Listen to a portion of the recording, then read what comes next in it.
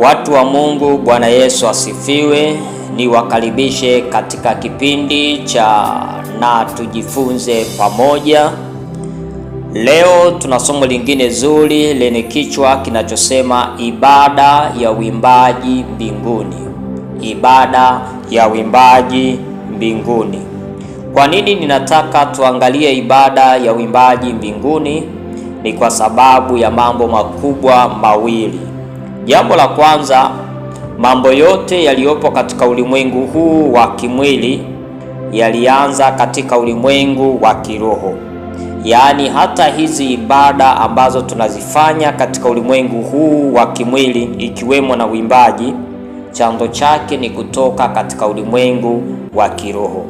Yaani mambo yote yanayoonekana chanzo chake ni katika ulimwengu usioonekana ambao ni ulimwengu wa kiroho. Kwa hiyo tukitaka kuelewa kwa uzuri au kwa mapana au kwa undani zaidi kuhusiana na ibada ya uimbaji, ni lazima turudi tukaangalie kule kwenye ulimwengu wa kiroho ibada hii ya uimbaji inaendeshwaje. Lakini jambo la pili ambalo limenisukuma kuandaa somo hili ni hili ni kwamba ibada za duniani hazitakiwi kutofautiana na ibada za mbinguni, kwa sababu anayeabudiwa ni yule yule. Yaani anayeabudiwa au tunayemwabudu hapa duniani ambaye ni Mungu ndio huyo ambaye anaabudiwa na malaika huko mbinguni. Kwa hiyo Mungu ni yule yule. Na hii ndio maana hata hekalu la duniani lilijengwa kwa mfano wa lile la mbinguni. Ni muhimu kulielewa hilo. Kumbuka hekalu la duniani ambalo Musa alilijenga, au hema ya kukutania ambayo Musa alijenga, lengo lake kuu lilikuwa ni ibada. Na hekalu hilo au hema hilo lilijengwa kwa mfano wa lile la mbinguni. Na ukitaka kulielewa vizuri jambo hilo, linapatikana katika kitabu cha Kutoka sura ya 25. Wewe utaisoma yote, lakini mimi nitasoma mstari wa 8.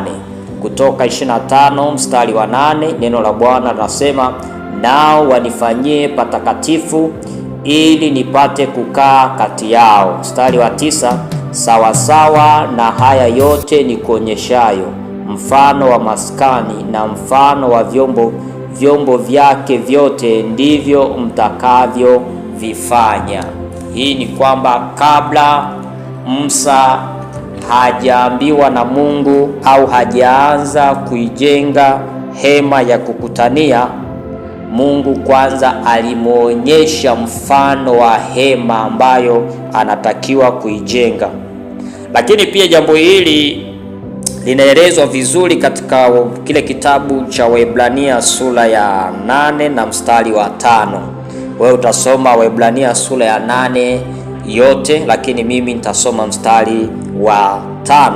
Neno la Bwana linasema, kama Musa alivyoagizwa na Mungu alipokuwa tayari kuifanya ile hema, maana asema, angalia ukavifanye vitu vyote kwa mfano ule ulioonyeshwa katika mlima.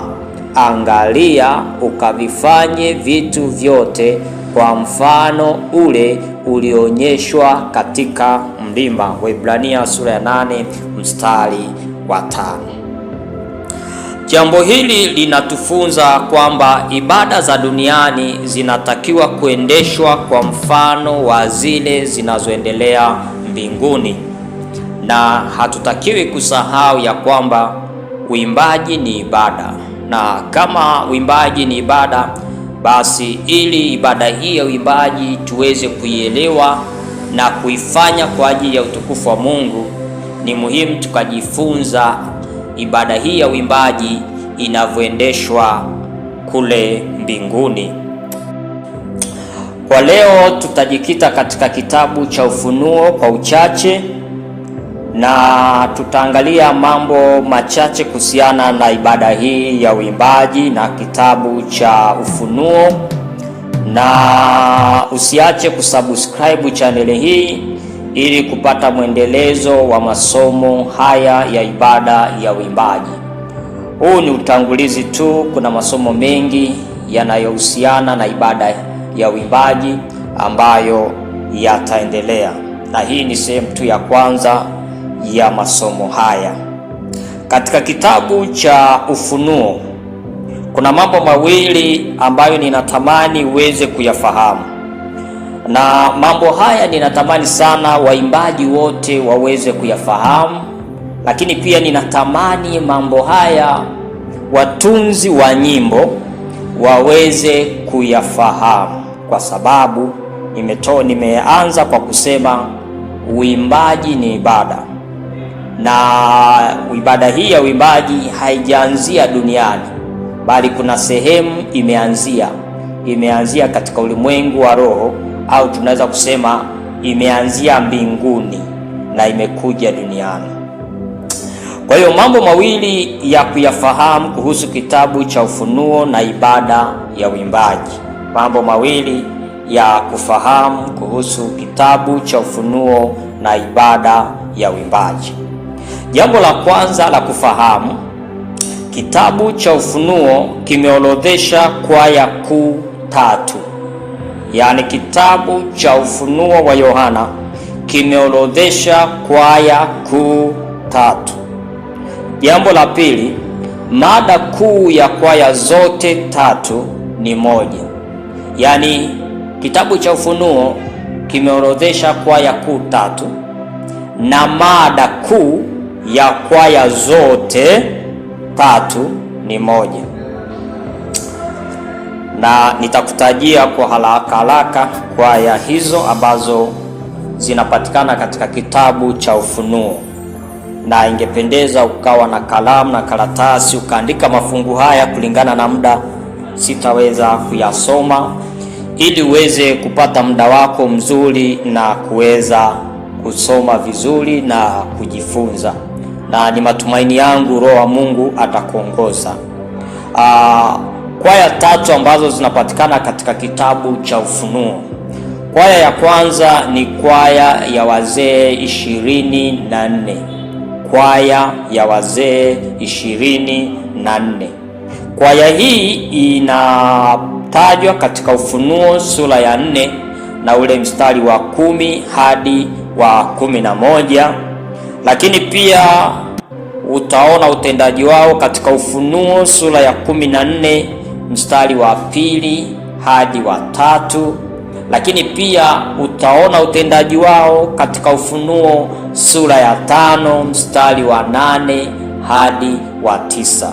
Narudia, kwaya ya wazee 24 utaikuta katika Ufunuo sura ya 4 mstari wa 10 hadi wa 11, Ufunuo 14 mstari wa 2 hadi wa 3, Ufunuo 5 mstari wa 8 hadi wa 9. Kwaya ya pili ni kwaya ya malaika na waliokombolewa. Kwaya ya pili ni kwaya ya malaika na waliokombolewa. Kwaya hii inapatikana katika kitabu cha Ufunuo sura ya 5 mstari wa 11 hadi wa 12. Pia inapatikana katika kitabu cha Ufunuo sura ya 7 mstari wa 9 hadi wa 12. Na kwaya ya 3 na ya mwisho ambayo imetajwa katika kitabu cha Ufunuo ni kwaya ya viumbe wote, yani mass choir. Kwaya ya viumbe wote waliokombolewa. Kwaya hii inapatikana katika kitabu cha Ufunuo sura ya 5 na ule mstari wa 13 hadi wa 14. Hizo ndizo kwaya 3 ambazo zimenukuliwa au zimeorodheshwa katika kitabu cha Ufunuo. Jambo la pili nimekuambia ni mada kuu ya kwaya zote 3. Kwaya ya wazee 24, mada yao kuu ni sifa kwa Mungu. Mada yao kuu ni sifa kwa Mungu. Kwaya ya malaika na waliokombolewa, na yenyewe mada yao kuu ni sawa na mada ya wazee 24. Ni sifa kwa Mungu. Wanaimba sifa kwa Mungu, wanamsifu Mungu kwa ajili ya matendo yake makuu ambayo amekwisha kuyatenda. Lakini kwaya ya tatu, ambayo ni kwaya ya viumbe wote, na yenyewe mada yake kuu ni sifa kwa Mungu. Kwa hiyo kwaya zote hizi tatu ambazo zimenukuliwa katika kitabu cha Ufunuo, mada ya uimbaji wao ni sifa, au kwa lugha nyingine ni kusema wana nyimbo zao zote ni nyimbo za sifa kwenda kwa Mungu.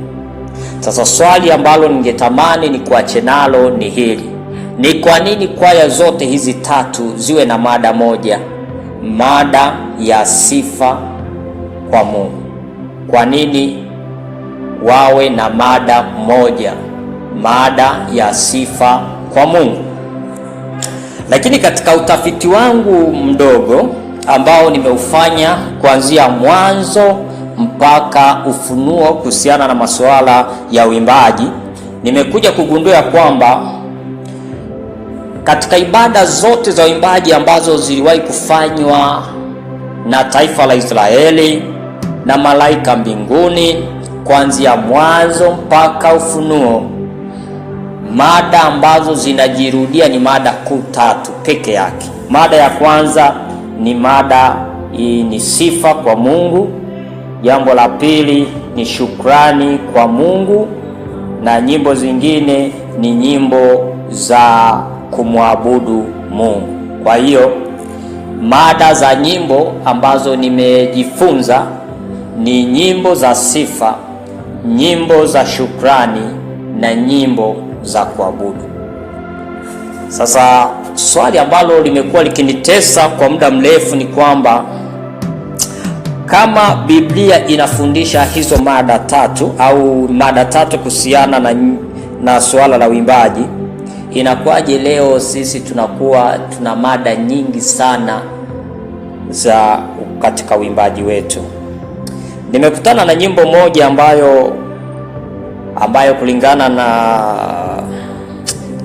haipendezi kuitaja, lakini ni nyimbo ya sifa, lakini sifa hizo hazielekezwi kwa Mungu, zinaelekezwa kwa wanadamu. Kwa mfano, nyimbo inaanza, conference yetu ilianza mwaka fulani, mwenyekiti alikuwa fulani, na sasa mwenyekiti wetu ni fulani. Humo ndani wanatajwa wachungaji na wanasifiwa, wanatajwa majina ya wachungaji na kusifiwa. Rafiki zangu, hata kama wachungaji na viongozi walifanya kazi nzuri kiasi gani, hawatakiwi kuwa kiini cha mada ya uimbaji. Hawatakiwi kuwa kiini cha mada katika uimbaji. Iwe ni nyimbo ya sifa, iwe ni nyimbo ya shukrani, iwe ni nyimbo ya kumwabudu, ya kuabudu, hizo nyimbo zote zinatakiwa ziwe ni shukrani kwa Mungu, ni sifa kwa Mungu, ni nyimbo za kumwabudu Mungu na sio mwanadamu.